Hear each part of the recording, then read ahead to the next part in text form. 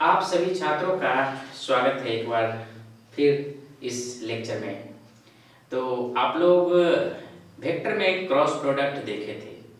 आज हम आपको क्रॉस प्रोडक्ट का कुछ एप्लीकेशन बताने वाले हैं कि क्रॉस प्रोडक्ट का अगर आप फाइंड आउट करना जानते हैं तो और क्या क्या फाइंड आउट कर सकते हैं। तो आपके स्क्रीन पे देखिए, क्रॉस प्रोडक्ट से ही रिलेटेड है एरिया। तो यहाँ पर अभी हम 3 का ही एरिया लिखे हैं, लेकिन और भी एरिया होता है जो आपको हम अगले लेक्चर जब ये पूरा कंप्लीट हो जाएगा तो उसके आगे बताएंगे। तो सबसे पहले हमारा क्या होता है कि एरिया ऑफ पैरेललोग्राम। यहाँ पर हमारा क्या है, एरिया ऑफ पैरेललोग्राम। तो आप देखिएगा कि ये जो फिगर है हमारा पैरेललोग्राम का है। पैरेललोग्राम्स और रेक्टेंगल दोनों में डिफरेंस होता है।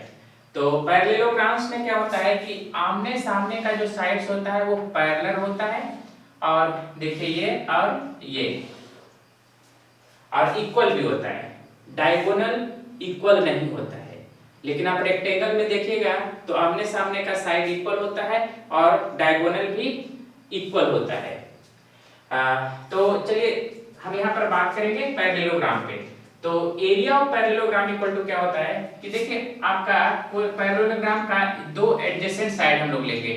एक का ये देखिए आप लोग का क्या है, AB का पोजीशन वेक्टर A है और AD जो साइड है उसका पोजीशन वेक्टर B है।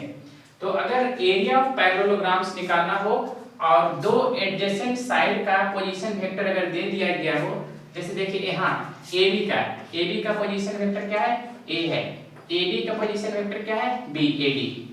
तो area of parallelogram equal to होता है दो फार्मूला यहाँ पर होगा। एक तो आप लोग का होगा साइड के फॉर्म में होगा और दूसरा डायगोनल के फॉर्म में होता है। तो अगर एडजेसेंट साइड दिया हुआ है तो आप कह सकते हैं magnitude of A cross B। अगर पैरेललोग्राम का डायगोनल दिया हुआ है तो 1/2 D1 क्रॉस D2, यानी दोनों डायगोनल का पोजीशन वेक्टर अगर दिया हुआ है तब भी आप area of parallelogram find out कर सकते हैं। अगर दोनों एडजेसेंट साइड दिया हुआ है तब भी आप लोग area of parallelogram find out कर सकते हैं। अब पैरेललोग्राम्स का आप फिगर यहाँ पर देख लीजिए, ये हमारा दोनों क्या है, एडजेसेंट साइड है, ये डायगोनल्स हैं दोनों, यानी या तो डायगोनल का पोजीशन वेक्टर दिया हुआ है या दोनों एडजेसेंट साइड का पोजीशन वेक्टर दिया हुआ है।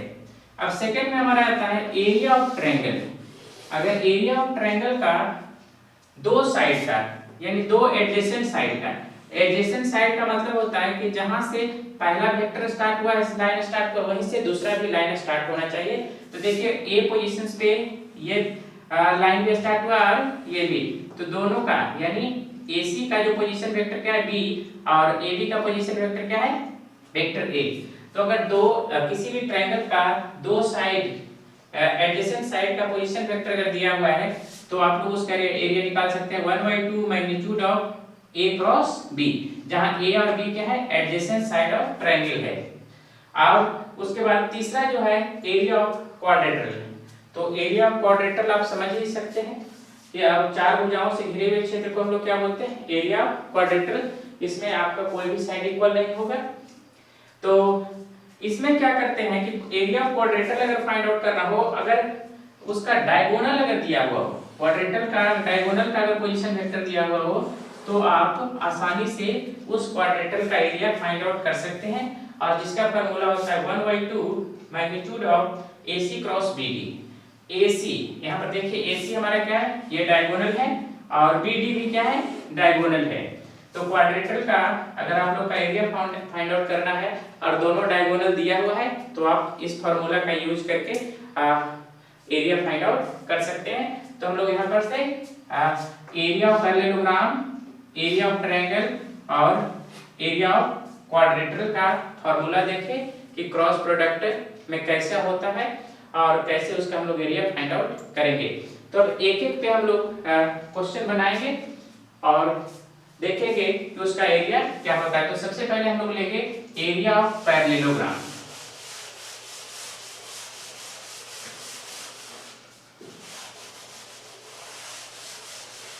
तो हम लोग एक क्वेश्चन नोट डाउन करेंगे और उसके बाद उसका हम लोग एरिया फाइंड आउट करके देखेंगे। तो चलिए क्वेश्चन हम लेते हैं।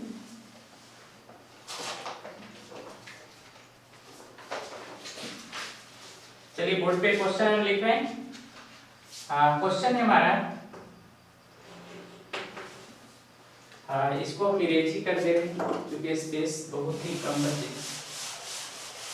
ध्यान रखना है एडजेसेंट साइड हमारा क्या होता है, तो find the area of parallelogram. Question है हमारा find the area of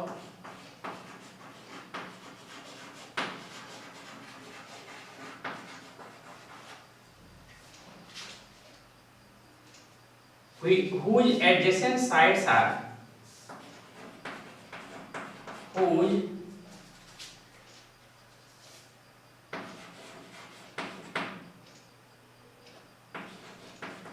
adjacent sides are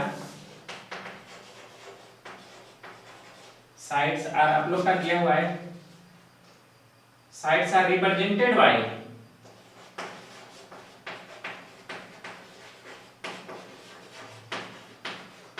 vectors. किससे रिप्रेजेंट कर रहा है, वेक्टर से। 3i प्लस j और माइनस 2k, और दूसरा आप लोग का है एंड, यहीं पे नोट डाउन कर रहे हैं, i minus 3j plus 4k। एक बार फिर से हम लोग चेक कर ले हैं, 3i plus j minus 2k and i minus 3j plus 4k। तो चलिए ये हमारा क्या है, एडजेसेंट साइड किसका दिया हुआ है, पैरेललोग्राम्स का। तो पैरेललोग्राम्स का एडजेसेंट साइड समझ सकते हैं। चलिए फिगर हम ड्रॉ कर दे रहे हैं यहाँ पर से।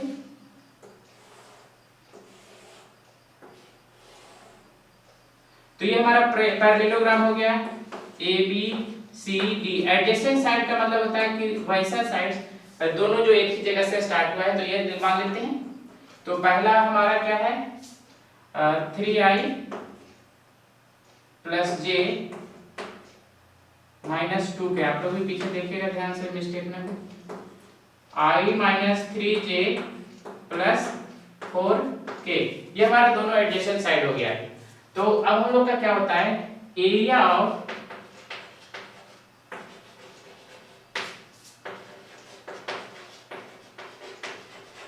पैरेललो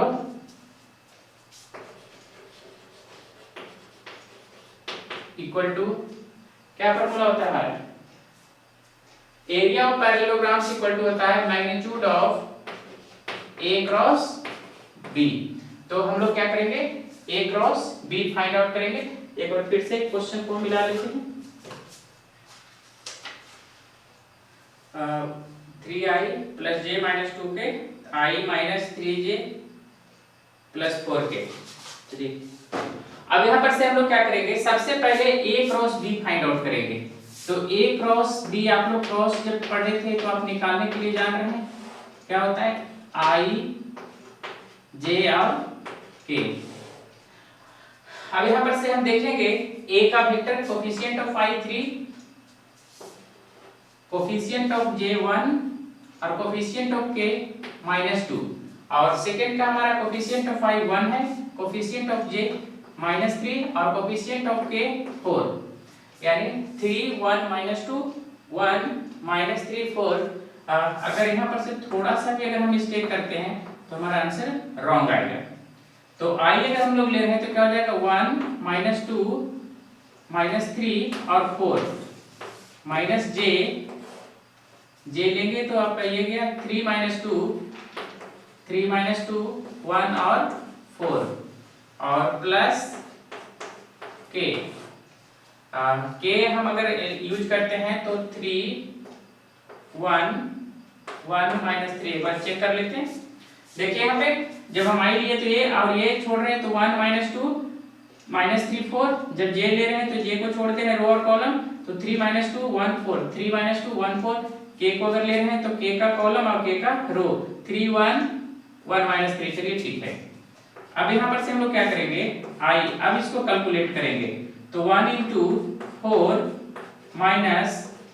माइनस 3 और माइनस 2, और ये आपका ब्रैकेट होगा minus j 3 into 4 minus 1 into minus 2 plus k 3 into minus 3 minus 1 into 1।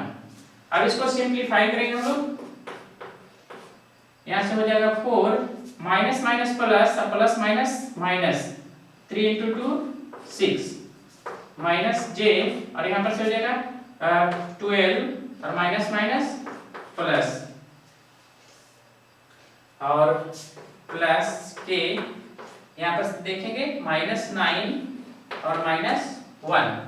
तो यहाँ पर और सिंप्लीफाई करेंगे तो हमारा जाएगा माइनस 2i, यहाँ पर से हो जाएगा माइनस 14j और माइनस 10k। ये जो वैल्यू है वो हमारा क्या है, a क्रॉस b। अब एरिया के लिए हमको क्या करना चाहिए, इसका मैग्नीट्यूड फाइंड आउट करना है। तो चलिए a क्रॉस b आप देख लीजिए, a क्रॉस b आपका कितना है, कितना है। चलिए ऊपर हम इरेज कर दे रहे हैं। तो जब हम इरेज करेंगे तो एरिया ऑफ पैरेललोग्राम्स यहाँ पे रहने देंगे, यहाँ तक जो वैल्यू था उसको हम इरेज किए। अब देखिए यहाँ पर से हम लोग का क्या है, a क्रॉस b का पहले वैल्यू लिख लेते हैं। यहाँ से क्या है, माइनस 2i माइनस 14j और माइनस 10k। अब इसका जब हम लोग मैग्नीट्यूड निकालेंगे तो आपका यहां से हो जाएगा रूट माइनस 2 का होल स्क्वायर प्लस माइनस 14 का होल स्क्वायर और प्लस 10 का यानी माइनस 10 का होल स्क्वायर। तो ये तो आपका 4 हो जाएगा, और यहाँ पर से 14 into 14 16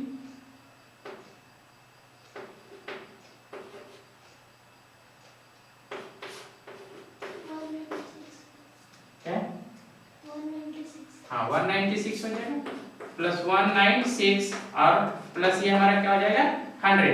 तो यहाँ पर से अगर हम लोग ऐड करते हैं तो ये आपका हो जाएगा 196 प्लस 4 200, 200 प्लस 1 आपका हो जाएगा 300।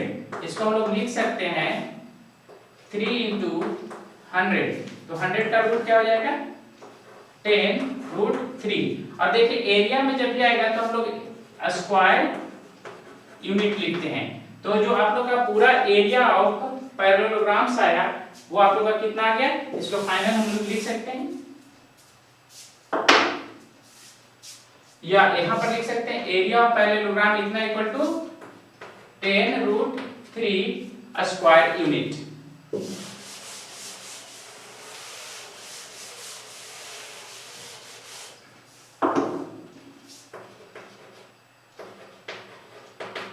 तो आप लोग देखें कि एरिया ऑफ पैरेललोग्राम्स कितना आसान था।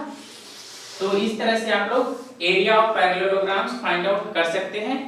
तो होमवर्क के लिए आप लोग को हम कुछ क्वेश्चन दे रहे हैं, यानी जो भी विद्यार्थी इसको समझ गए हैं वैसे विद्यार्थी इस क्वेश्चन को बनाएंगे और इसका आंसर कमेंट बॉक्स में पोस्ट करेंगे। तो चलिए हम आपके लिए कुछ क्वेश्चन बोर्ड पे लिख दे रहे हैं।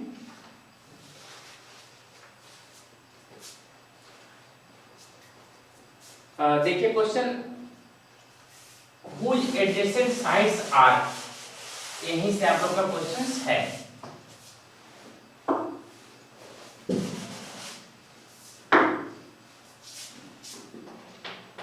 और देखिए हम लोग यहाँ पर से दे रहे हैं, पहला में आप लोग का है यानी फर्स्ट वेक्टर एडजेसेंट साइड, पहला जो आप लोग का है i plus 2j plus 3k, i plus 2j plus 3k and vector b equal to minus 3i minus 2j plus k। Second question है आप लोग का vector a equal to 3i plus j plus 4k and 3i plus j plus 4k and vector b equal to I minus j plus k। तीसरा question है आप लोग का, vector a equal to 2i plus j plus 3k and vector b equal to I minus j, दो ही value दिया हुआ है यहाँ पे। और चौथा आप लोग का है a equal to 2i and vector b equal to 3j।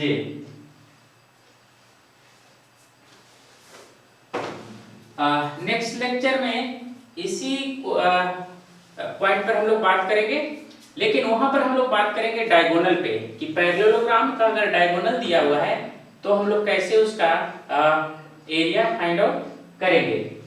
तो आप लोग देखें यहाँ पर area of parallelogram, adjacent side दिया हुआ हो तब कैसे फाइंड आउट करेंगे, डायगोनल दिया हो तब कैसे फाइंड आउट करेंगे, एरिया ऑफ ट्रायंगल का अगर एडजेसेंट साइड का पोजीशन वेक्टर दिया हुआ हो तब उसका एरिया कैसे फाइंड आउट करेंगे, उसके लिए क्या फार्मूला होता है। और लास्ट में था क्वाड्रेटर दिया हुआ हो और उसका डायगोनल्स का पोजीशन वेक्टर दिया हो तब हम लोग कैसे क्वाड्रेटर का एरिया फाइंड आउट करते हैं।